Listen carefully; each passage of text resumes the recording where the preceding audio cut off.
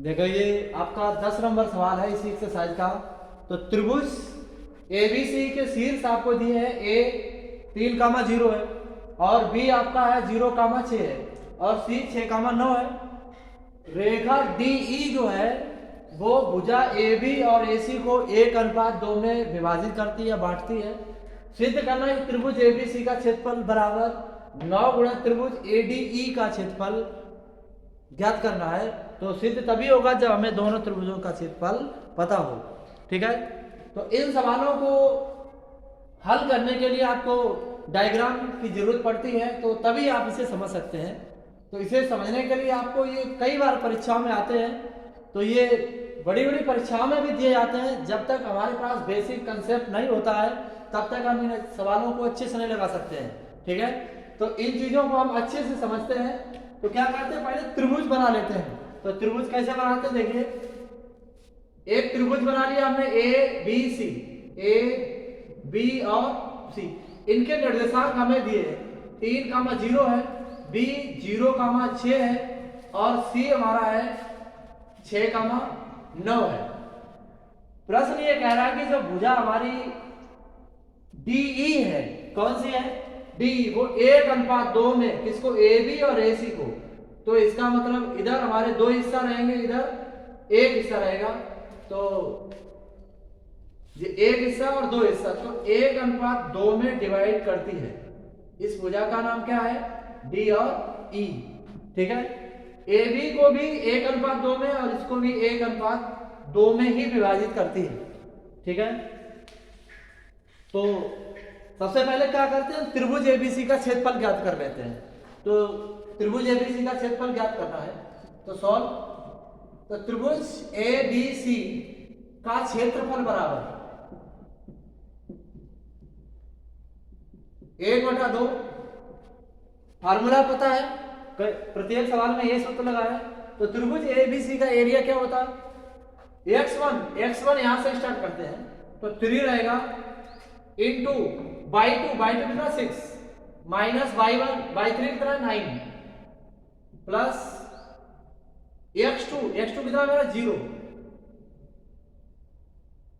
Into by 3 यानी 9 minus by 1 0 है plus x3 कितना 6 इंटू बाई 1 कितना 0 माइनस बाई 2 6। तो 6 से 9 घटाते कितना बचा, माइनस का 3 बचा है। ये टर्म पूरा 0 हो जाएगा और ये 6 36 हो गए माइनस के। ये कितना हुआ, माइनस का 9 हो गया और ये माइनस के 36 बराबर कितना हुआ, 36 और 9 कितना हुआ 45 हो गए, माइनस के 45/2 कितना हो गया, माइनस का 45/2 वर्ग इकाई। तो त्रिभुज एबीसी का क्षेत्रफल ज्ञात कर लिया है। ठीक है, अब हमें त्रिभुज एडीई का क्षेत्रफल ज्ञात करना है। ये ज्ञात तभी होगा जब हमें इन बिंदुओं के निर्देशांक ज्ञात होंगे। तो क्या करते हैं, देखो पहले बिंदु डी के निर्देशांक ज्ञात करने हैं। तो बिंदु डी जो है वो ए बी भुजा को 1:2 में विभाजित करता है, वो भी अंतः विभाजित करता है। तो अंतः विभाजन का सूत्र से हम यहाँ पे डी के निर्देशांक आपको ज्ञात करेंगे। ठीक है, तो चूंकि डी के निर्देशांक कैसे निकालते हैं, डी के निर्देशांक या डी का निर्देशांक बराबर अंतः विभाजन का फार्मूला मुझे पता होना चाहिए। क्या होता है, m1 कितना मेरे पास 1 इंटू x2 देखिए इस वाली भुजा के लिए x2 कितना है 0 है, कितना है 0 प्लस m2 यानी 2 इंटू x1 यानी 3 और बटे में m1 प्लस m2। तो m1 कितना है 1 प्लस कितना होगा 2 कामा m1 यानी 1 इंटू बाई 2 यानी 6 प्लस m2 यानी 2 और बाई 1 कितना 0 बटे 1 प्लस 2। ठीक है, बराबर 1 और 6 कितना हो गया 7 बटे 3 कामा 6 गन 6 हो गया और ये 0 हो रहा, तो 6/3 यानी कितना आएगा 2।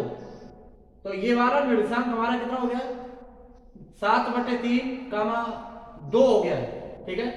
अब ई का निकालते हैं। इसी प्रकार ई का निर्देशांक, किसका, ई का निर्देशांक बराबर सेम अनुपात, इसके भी 1:2 है, भुजा AC को भी अंतः विभाजित करता है, तो इसके निर्देशांक निकालते हैं। तो m1 कितना 1 है इंटू x2 कितना 6 प्लस m2 यानी 2 इंटू x1 यानी 3 बटे 1 प्लस 2 कामा m1 1/2 9 प्लस m2 यानी इंटू 0 बटे 1 प्लस 2 बराबर 6 और 6 कितना हो गया 12/3 यानी कितना आता है 4। 9/3 यानी 3 आता है, तो ये बिंदु कितना हो गया 4,3 हो गया, ठीक है। इन्हें जोड़ सोल्व करेंगे तो 4,3 ही आता है, यानी 6 12 3 का भाग देते हैं 4 आएगा, 9 ये 0 हो जाएगा, 9 में 3 का भाग दें 3 आएगा, ठीक है। तो निर्देशांक पता हो गए। अब त्रिभुज ADE का एरिया निकालना है, तो सूत्र क्या होता है 1/2, ठीक है। x1 यानी 3 इंटू y2 कितना मेरे पास 2 है, माइनस y3 यानी 3 प्लस x2 कितना 7/3 है, y3 यानी 3 माइनस y1 यानी 0 प्लस x3 यानी 4 और y1 कितना 0 माइनस y2 कितना 2 बराबर 1/2। तो 2 से बढ़ेगा -1 आएगा, तो -1 का 3 गुणा किया कितना हो गया -3, चाहे लिख लो इनको, -1 गुणा आएगा, ठीक है। प्लस 7/3 ये कितना रहेंगे गुणा में 3 ही बचे हैं, 3 से 3 कट भी जाएंगे, प्लस 4 दूनी कितना हो जाएंगे -8 हो गया बराबर 1/2। तो -3 और प्लस के 7 और -8, ठीक है। 1/2 -11 और 7 घटाएंगे तो यानी -11 और प्लस के 7, तो घटाते कितना बचेगा -4 बचे हैं, -4/2, 2 से घटेगा कितना हो गया 2 दूनी 4, -2 आएगा, ठीक है, -2। तो क्षेत्रफल इसका कितना आ रहा है -का,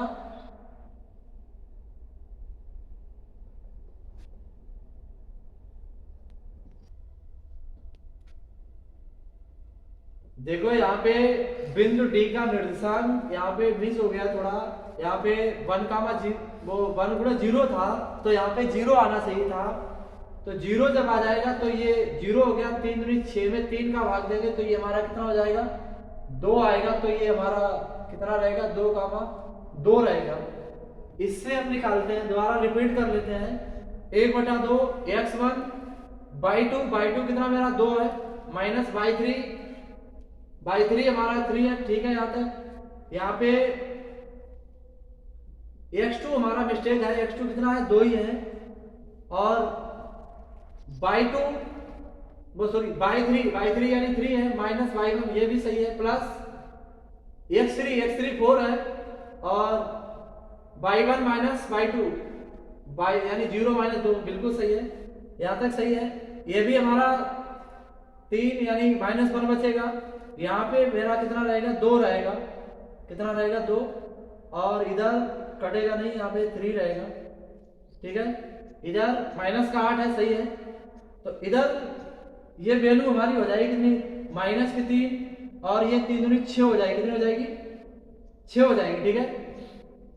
अब ये 8 और 3 जोड़ते -11 हो गया, यहाँ पे 6 आना है, कितना आएगा 6। अब ये जब भी जुड़ेगा तो कितना वैल्यू हो गया इधर देख लीजिए, तो 11 से 6 घटेगा तो -5/2 आया, कितना आया माइनस का 5/2 वर्ग इकाई। तो ये त्रिभुज ADE का क्षेत्रफल है और मुझे सिद्ध करना था कि त्रिभुज ABC बराबर ये सिद्ध करना था।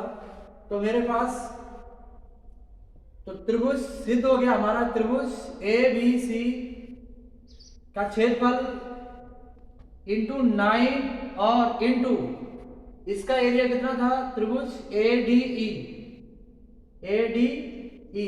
मतलब या लिख लीजिए यहाँ पे त्रिभुज ABC का क्षेत्रफल कितना निकला, -45/2 है।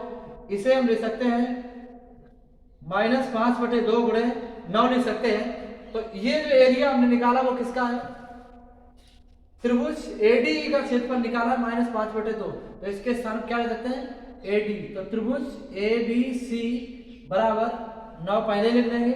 इसका क्षेत्रफल हमने जो निकाला वो कितना है, -5/2 है। तो ये काय का है, त्रिभुज ADE का क्षेत्रफल है। तो ये चीज मुझे सत्यापित करनी थी, मतलब सिद्ध करना था। यही हमारा आंसर, इसको प्रूव करना था, यही दिखाना था। सभी को सवाल अच्छे समझ आ गया ना, बहुत ही अच्छा।